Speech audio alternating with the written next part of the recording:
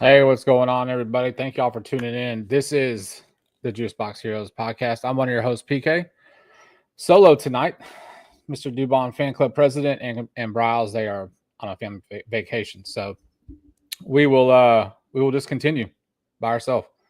Anyways, I hope you guys are having a great weekend. Look, we we're leaving Seattle this weekend with a tail between our leg type of deal. Got the win today. Final was 11-3.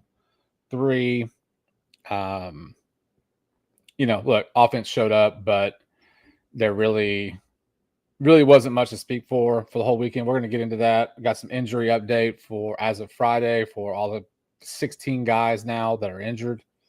We got the pitching matchups for Arizona. We got 3-game series with them starting tomorrow. So let's dive right into it. Look, Friday, there's really not much to speak about. We talked about it on Thursday where, we wanted to come out of the break. We wanted to set the tone for the second half of the season. And that really just wasn't the case. So what we have for Saturday or Friday was you were over 9 with runners in scoring position. The final was 6-1. I mean, you didn't.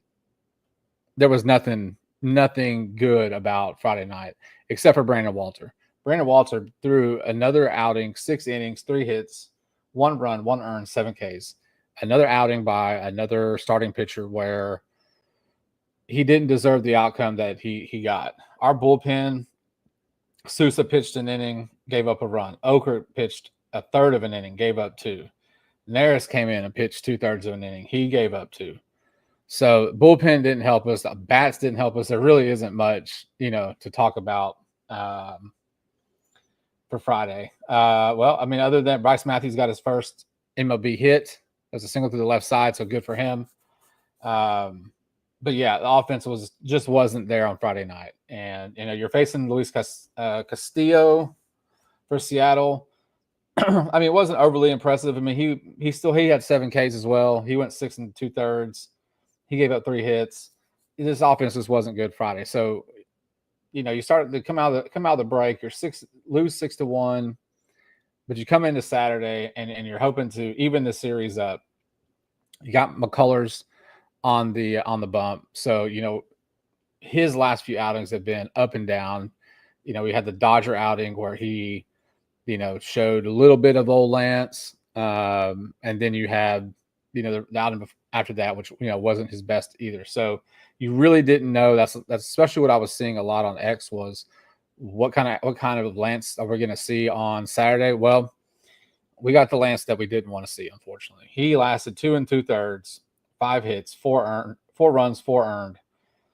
Just not good. Not good. I mean, one of his interviews at the post-game interview, it talked about, he's got to be better with 2 strikes in the count. He's got to be better with 2 outs. And if you go back and watch it, a lot of his mistakes or a lot of the hits that were off of him were with the guys on base with 2 outs, with 2 strikes in the count, and his velo is not as high. I saw, his velo's mid-90s. And look, you want to give this guy a break, right? Because he hasn't pitched, for 3 years with 2 elbow injuries, so we know he's not going to be pumping up 96, 97 up there. But when he's having to rely on his off speed and you miss, these are big league hitters, they're going to take advantage of it. And that's kind of what happened. So a bad outing for Lance. I wish the other guys were here because I kind of wanted to bounce a few things off of them about what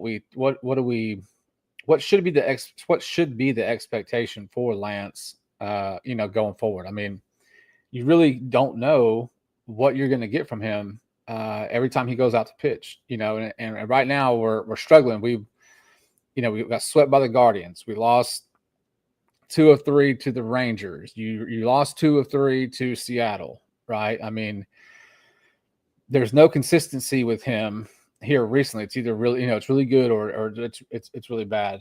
And so maybe we'll talk about that on Thursday. That's something that I kind of wanted to think about is, what would you do with Lance? You're paying him a lot of money still. Should he come out of the bullpen? Should he be that long relief guy? I mean, I know Chris talked about it before. I think I was kind of there, at least starting him as a long relief, but that guy's a starting pitcher. I mean, he deserves given his history and his success, he definitely deserved the opportunity to come out and get that starting job and see what he can do. And I mean, look, it's just not consistent. And right now, when we don't have the offense, you can't go out there on a second night and pitch 2 2/3, not even get out, third inning. You run through your bullpen again. Just not good. So on Saturday, we end up going extra innings. We lose in extras.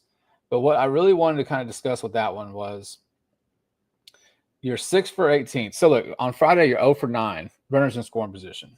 On Saturday, you're 6 for 18, runners in scoring position. You left 15 guys on base. And then I saw this other stat that was kind of interesting. Is runners left in scoring position with 2 outs. Hummel and Smith each left 2 guys on with 2 outs. So that's 4 guys there. And then McCormick and Yainer Diaz are 5. Earlier in the season when we were, or not even early, hell, a month ago when we were on that long run of 13 consecutive series wins, what did we see a lot of? And a lot of what we saw was 2 out hitting, 2 out RBIs, runners in scoring position. I mean, these are the basics, right? So what you're seeing right now is you got an 0 for 9 on Friday, a 6 for 18 on Saturday. You've left 15 on Saturday. Let's see, how many do we leave on? Well, we only left 6 on Friday, but I mean, damn, you only had 4 hits, right? You only had 4 hits anyway, so you weren't getting a lot of traffic regardless. What, I was kind of in and out of the Saturday game. I really started paying attention, of course, later on in the game. You have Abreu come in, and you got Caratini behind the plate, and Abreu drops one of his sliders. I mean, he spikes it straight into the dirt. Caratini can't hold it. That's how they score. That's how they tied the first time. They tied at 5. So then you get out of that inning, right? He strikes out the last guy, gets out of the inning. We go into extras. We take the lead in the top of the 10th. I think the top of the 10th is what it was. Yeah, top of the 10th, right? We're up 6-5. And what you have is Hader coming out in the 10th inning. I believe it was the 10th. Hader went 2 innings. And I remember texting this, not texting this, but messaging or posting on X about that is like, why is Espada still putting Hader out for 2 consecutive innings when he's pitching the 9th and pitching the 10th? And I still don't understand the logic behind it. I mean, if you're gonna end up going to Neris or end up throwing somebody else, then we've seen the track record for Hader, especially this season, where when he's thrown 2 innings consecutively, that second inning, he has a lot more traffic, a lot less control, and it's really not a good outcome. So this is what we had on Saturday, where pitches the 9th, pitches the 10th. Look, you had a kind of a goofy play at the plate where I forget the batter, but it's inside fastball. And what we needed as the Astros, was for it to hit the batter. The batter reacted like he got hit, but it actually hits the knob of the bat. It comes back to Hader. There's confusion, right? There's confusion on if it's a live ball or if it's a dead ball. The runner from third, look, he does what he's supposed to do. He takes off for home. Hader, I believe he kind of juggles the ball a little bit. He throws it to first, gets the out, but now that's the tying run. So Seattle ends up reviewing it. Review is called a fair ball, hits off the knob of the bat. So we're tied. And again, look, this is Hader in his second inning, a little bit wilder, right? Not consistent. We've seen that before. That was a big frustration. And then when we go into the 11th inning, I posted this also. You have a runner at second base, right? And extras. Your offense just is not good right now. I mean, we got the AAA squad out there due to injuries. Bunt the guy from second to third. Get him to third base with less than 1 out, right? It's basic fundamental baseball. And that's exactly what I posted. It's like it's just like we object to doing just that fundamental, right? You bunt them over, and then you got a guy there at third base, less than 2 outs, and you should be able to play them and take the lead. But we don't. The guy stranded at second base. I believe we struck out 2 times, maybe 3 times in that inning. You go into the bottom of the 11th, and what does Seattle do? Seattle bunts the guy over to third. Then I believe you have a walk. Then he's still second with no throw. And then you have Cole. I think it was Cole. For Seattle, he hits it off a double down the line off a Naris ball game. You lose the series, and so I guess there's a lot of frustrations. It's you can't put it all on. You can't put it all on your bullpen. I mean, Abreu wasn't sharp. He had 2 Ks. You gave up that one run. That one run, like I said, he spiked it into the ground. Caratini could have blocked it. Sure, he didn't. But you had the lead. You had the lead 1, 2, 5. You were up 5-4. 5-4 in the 8th, right? 5-4 in the after 8. And so you had the lead. You blew the lead. And then you had the lead again in extras, and you blew the lead. So like this offense, man, is just not it's not good. And on top of that, on Saturday, Paredes goes down. And I believe it was maybe a second at bat. First or second at bat, hits a ball off the wall, doesn't even make it halfway down to first base, and he comes up lame. Hamstring discomfort. It's so much so that he is flying back to Houston. He'll be in Houston for tomorrow. He's gonna get more testing, but look, he's gonna be out. He's gonna be out for a minute. So just another injury, man. Like we're up to. I saw the graphic on the game last night, and we were tied with a few other teams for the most players on the injury list at 15. I believe now we're going to take the lead with 16. So Paredes is out, Pena is out. We all know Jordan's out, Myers is out. Then with all of our pitching, right? So you're really running out there a AAA squad from Sugarland, and this is what we have to run with for the time being. And we're in a division series where coming into this series where we all know we were losing, not playing well going out. We wanted to start this second half off really good, but look, the injury bug has us, and this is the guys that we have to roll with, and we need them to come through, right? You're pitching, aside from Lance on Saturday, on Friday did good enough to win, but your bullpen couldn't hold them down. And the guys on Saturday fought back with your, leadoff batter going out, and you had to lead 2 different times and you couldn't hold it down. So, you dropped the series after Saturday. Hunter Brown's on the mound today, and it's like, okay, let's salvage a win. Let's salvage a win in Seattle. Let's get to Arizona. Let's just get out of Seattle. Let's at least not let Seattle get closer into the division standings, right? But you have Hunter Brown on the hill, so you're thinking, okay, we got this. He didn't go very deep. 4 innings, 6 hits, 3 earned, 7 Ks, 2 walks. He's still doing Hunter stuff, but you want him to go a little bit deeper, especially on a taxed bullpen like we've had. We've used, going back to Friday, we used 3 pitchers. Saturday we used 1, 2, 3, 4, 5, 6, 7 pitchers on Saturday because we had extra innings. Today, 1, 2, 3, 4. Right, so you've got a taxed bullpen after this division series, and you're heading to Arizona for 3. So today was like the Christian Walker wake up day, the Taylor Trammell wake up day.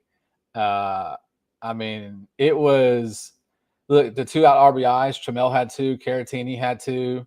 Right, your runners in scoring position. You were 4 for 10.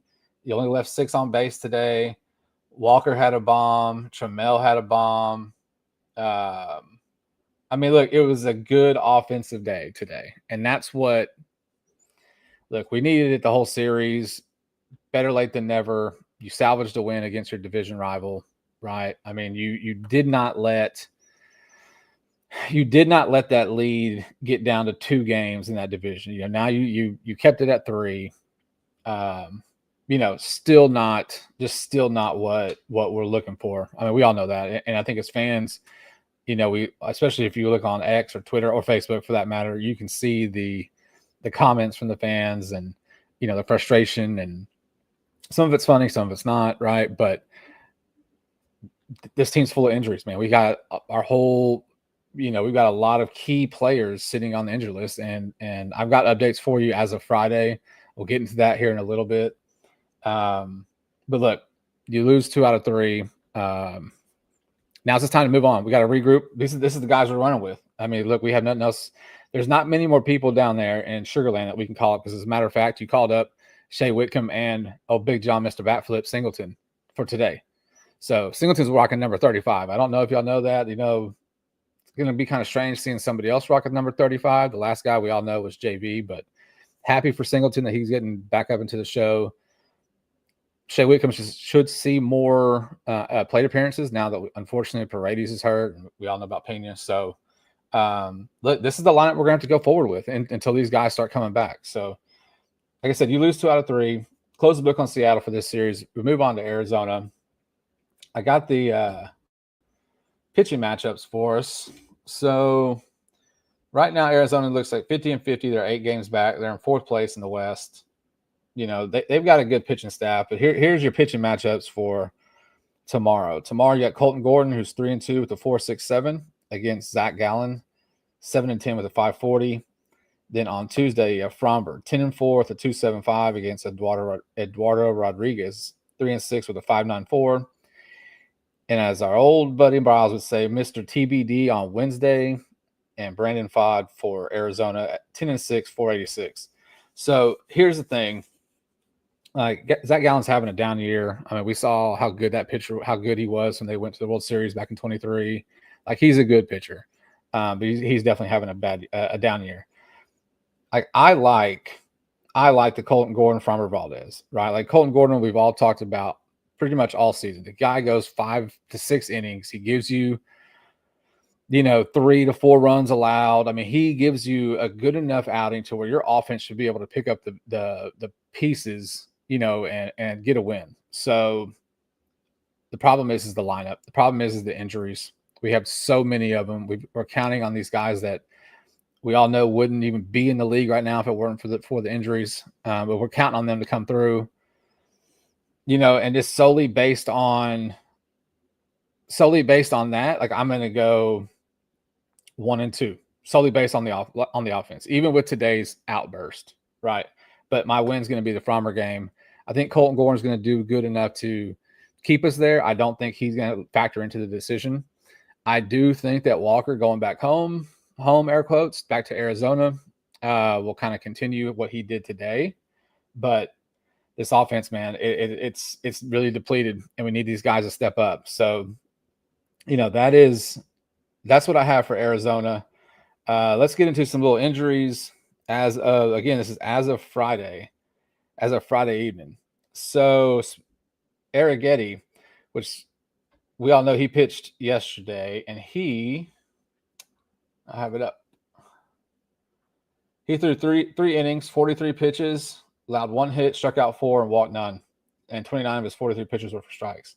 The dude looked in the videos. I think we all saw it on X. Like, the dude looked like, like nothing ever changed. Velo looked good. The swag, whenever he was striking him out, looked great. He's close to coming back. So, we'll get into that conversation probably maybe on Thursday, which is when Arrighetti starts to come back and Javier starts to come back and Garcia. Like, what's the starting rotation going to look like, with those guys coming back? Because, Colton Gordon hasn't given you a reason to lose his spot. Brandon Walter hasn't given you a reason to lose his spot. Probably LMJ is probably the guy that, hey, man, like, it's not consistent enough. Do you bump LMJ and let him go to the bullpen? I mean, what's that going to do for, team or him? I mean, the team should matter the most. But again, this is a conversation we'll have at a later date. But Arrighetti looked good on Saturday. So that's Arrighetti. JP France, this is as of Friday evening, through 35 pitch, live BP. He'll make another rehab in the Florida Coast League next week. Luis Garcia, I believe he also threw recently too. I don't have his stats, but he did throw a couple of innings recently. So he's throwing. Javier made his first rehab assignment on the 12th, scheduled to continue his rehab assignment tonight. That would have been Friday, Double-A Corpus Christi. Jordan started swinging his bat and is in Seattle with the team to open the road trip. Zach DeZenzo continues running and throwing, has not progressed. Brendan Rodgers. So Brendan Rodgers was back playing, actually, and then got completely trucked. Has a concussion, has a broken nose, I believe. So he's out for a minute. I mean, I'm sure you guys saw the video on X or Facebook, wherever you're getting your stuff. But yeah, not a good collision. So feel bad for the guy. He's down for a minute. So we won't be seeing him anytime soon. Jacob Melton, he's in Florida, continuing to hit and throwing. Sean Dubin, I forget that guy's still hurt, to be honest with you. He's in Florida throwing. Pena, fractured left rib. Traveled to Florida, continue hitting and running. And throwing progression. So, look, I mean, you've got and Myers is on there. Myers is the same thing. He's rehabbing in Houston. So, look, the thing is, man, you've got Pena and now Paredes. Pena, Alvarez, Myers, your pitching staff. I mean, all these guys that we were counting on this whole season to be there, they're hurt. And right now, these guys that we have on the roster, they're gonna have to step up and continue to contribute. The one thing I want to say to anybody that's watching, listening, following the Astros, all of us, is that, look, we know that the Astros aren't going to continue playing this type of crap baseball, right? This is not the team that we watched prior to the Guardian series. You started seeing the injuries, and this is a byproduct of it. We know that the Mariners aren't going to be playing 750 ball like they were playing coming into the break and after, right? So long season, stay a little bit optimistic.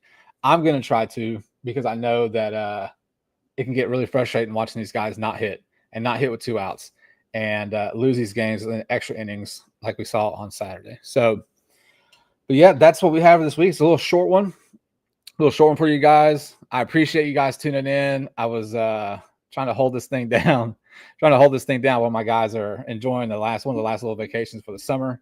But we'll all be back on Thursday when we'll all be back on Thursday when we wrap up the Diamondback series, and we'll get into the weekend series. I believe Chris has some. He's trying to round up some trade guests, so we can get trade deadlines coming up pretty quick, man. I know it's a big topic for us. What are we going to need? We're all looking for. I think we need bats. We got a lot of pitching coming back. But until then, I'm your host, PK. I'm by myself this time. I hope you guys enjoyed it. Thank y'all for tuning in. We'll be back on Thursday. Y'all have a good one. Ooh.